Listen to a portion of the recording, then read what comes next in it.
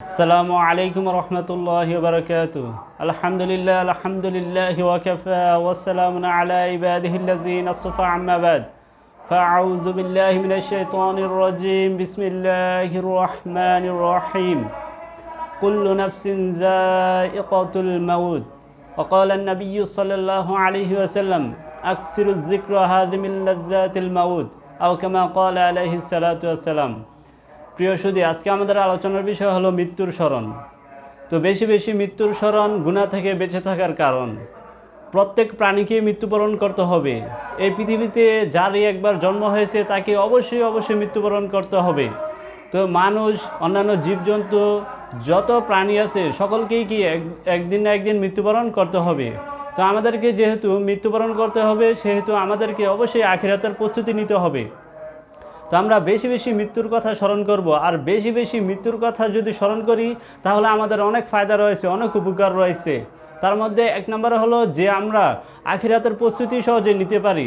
যারা মৃত্যুর কথা বেশি বেশি স্মরণ করে তারা কি করে আখিরাতের প্রস্তুতি গ্রহণ করে, যে আখিরাতে আমার অবস্থা কি হবে, আমি কি আখিরাতের সামানা সংগ্রহ করতেছি কিনা। দুনিয়া হলো কি আখিরাতের শস্য ক্ষেত। তো দুনিয়া থেকে অবশ্যই আমাদেরকে আখিরাতের পাথে সংগ্রহ করে যেতে হবে। দুই নম্বরে হলো যে আমাদের দুনিয়ার প্রতি লোভ লালসা যেটা আছে সেটা দূর হয়ে যাবে। আমরা যদি বেশি বেশি মৃত্যুর কথা স্মরণ করি তাহলে দুনিয়ার যে লোভ লালসা আছে তা দূর হয়ে যাবে। তিন নম্বরে হলো আমরা সহজেই গুনাহ থেকে বেঁচে থাকতে পারবো। আমরা যদি বেশি বেশি মৃত্যুর কথা স্মরণ করি তাহলে আমরা গুনাহ থেকে বেঁচে থাকতে পারবো।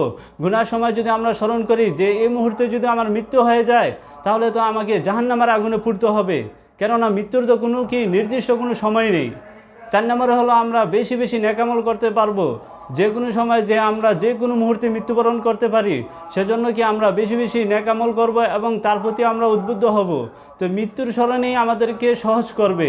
আর অনেকে একটা ভুল করে থাকে, সেটা হলো যে মানুষ মনে করে যে আমি তো যে বৃদ্ধ হলে মরব, এজন্য এখন গুনাহ করে নেই, মৃত্যুর আগে অবশ্যই তওবা করব। কিন্তু না, এটা হলো শয়তানের সবচেয়ে বড় ধোঁকা।